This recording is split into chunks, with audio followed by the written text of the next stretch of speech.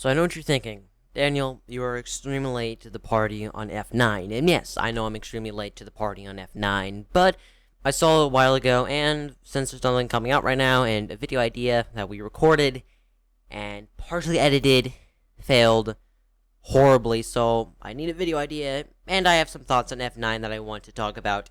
And since the film's been out for like ever now, spoilers for F9 and the Fast and Furious saga going forward. So, yeah, let's talk about it. So if you read the title, F9, good or bad?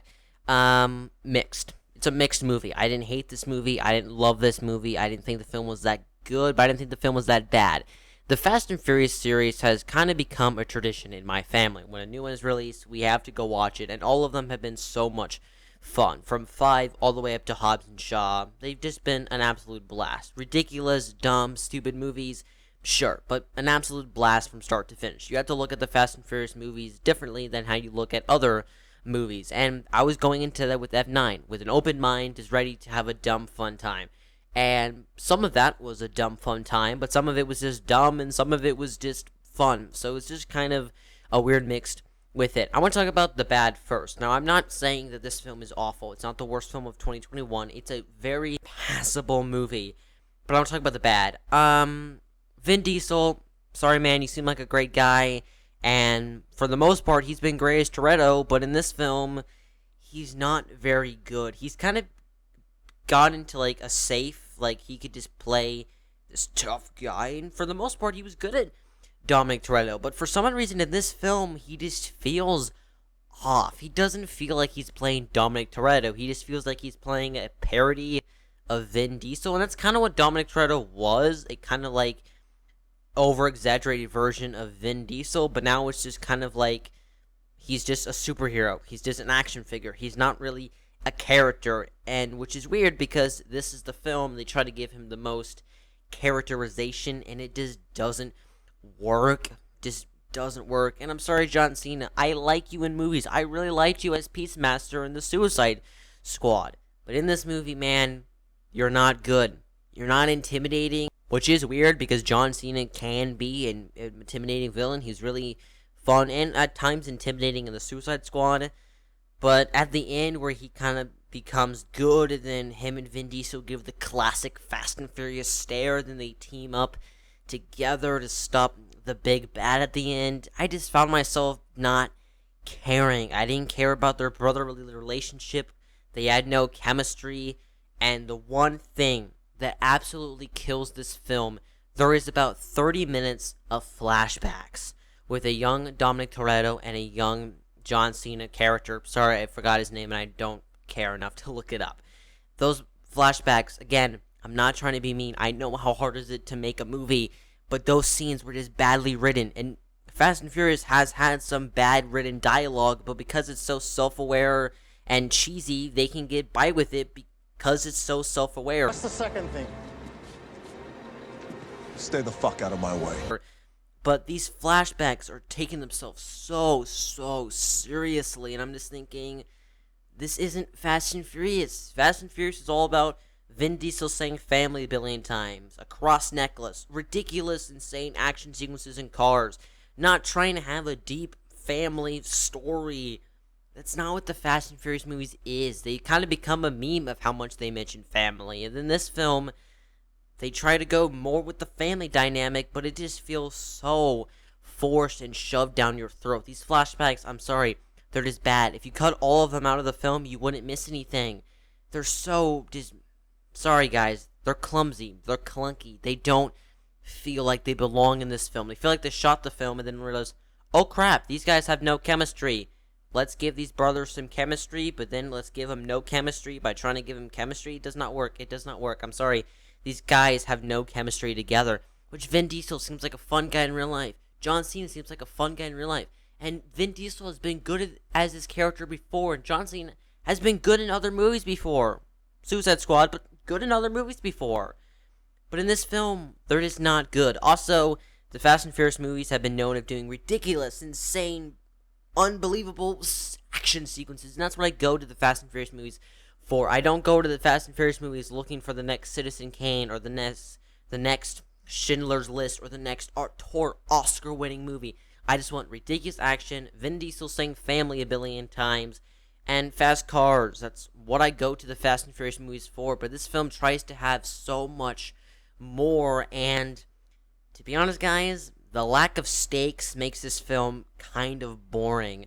The Fast and Furious movies now are just Saturday morning night cartoons, just action figures flying at each other. And the other Fast and Furious movies have done that, but for some strange reason, those films found a balance that F9 doesn't. It has insane, unpractical action sequences that you couldn't physically survive in real life, but now there's just no stakes to them.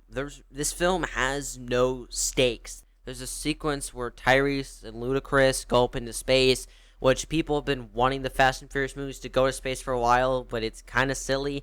And then there's this big speech about, because earlier in the film, Tyrese said, oh, maybe we're invincible, but then it uses as a joke, but then they're like, okay, maybe we're not invincible, but let's go do this thing that might kill us. It's trying to be all emotional, but I just kind of found it kind of funny. This is not what the Fast and Furious movies are. This film has a lack of stakes. And the finale, I didn't see people. I saw action figures fighting against each other. Han, which is back in the film, which we'll talk about, is fighting this big guy. And we're supposed to feel like, oh, is Han going to get out of here? Of course he's going to get out of here. They're not going to kill him again. In the film they re-brought him back to. Is Vin Diesel going to survive? Of course, if he survived all of the stuff we've already seen him survive in previous films, we're going to see him survive in this, and we already know there's going to be 2 more installments in this franchise. This film has a lack of stakes. We know no characters are going to die. We know logic has been thrown out the window. And for the other Fast and Furious films, that has worked, but for some strange reason, they did not find a good balance with F9. Also, a lot of the humor for me didn't work. I didn't find this film that funny, and to be honest, even the insane action sequences, I didn't find that funny. Normally, the Fast and Furious movies have so much stupidness, but it's fun stupid and it's funny stupid. This film was just kind of like, I've seen this before. It's kind of stale. It's kind of boring, to be honest with you, and I hate saying that. I wanted to enjoy F9, and we'll talk about what I liked. I did indeed enjoy parts of the film. We'll talk about what parts I enjoyed, but the film felt clumsy. It's also too long. Removing those flashbacks would help this runtime a lot. The film's editing is really weird in a lot of points. Yeah,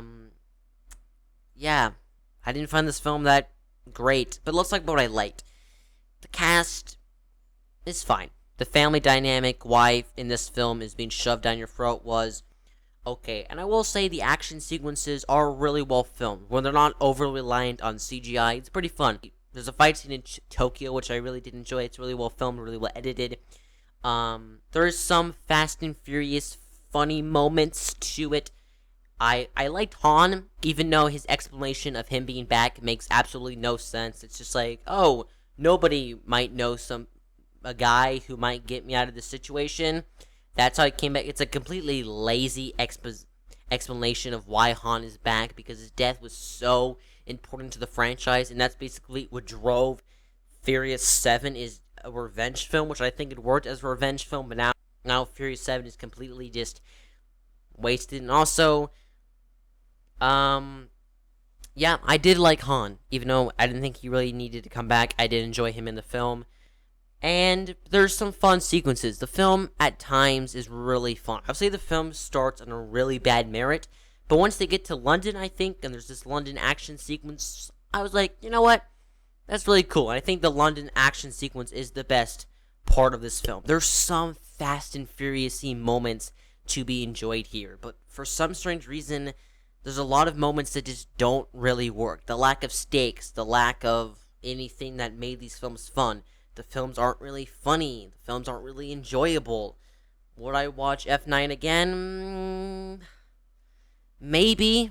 I liked moments and parts of F9, but the film is in such a big rush to get going. After we have this really bad flashback to Dominic Toretto's father dying, we see Dominic Toretto and his son. I was like, okay, it started a bit rocky, but I like the sequence. Oh, then Ludacris and is saying, oh, we need you, Dom. There's this device that's getting away. We need you, Dom. We need you, Dom. I'm like, didn't the film just start? Why are we getting an action sequence right off the bat. The other films took their time in a great way. I loved Furious 7 the way it started. I didn't love Furious 7, but the way it took its time, I really did like. Setting up the urgency, setting up what was going on.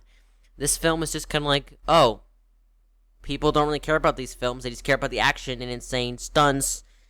Let's just do that. But I didn't. Charlize Theron coming back, didn't really care about her. I'm sorry, but F9, to me, was a pretty big disappointment, because I look forward to the Fast and Furious films. Again, I didn't hate this movie. There's some good stuff. Some of the hand-to-hand combat I thought was fun. Some characters I like. I like the ending where we see Paul Walker's character, Brian's car, go through. I like that little homage. It's a nice little moment to end the film on. I like the Jason Statham end credits with Han, and I'm excited to see where F10 or Furious 10 or Drive Away, Vin Diesel, the movie 10, whatever they're going to call the film, I am excited for that film just because I still do indeed like the film. And also, the lack of Dwayne Johnson and Jason Statham, the guys who've made the 7 and 8 and Hobbs and Shaw really fun, the lack of them, we just kind of get these boring people that just aren't really charisma. You know? Ludacris tries to be funny, but he's not.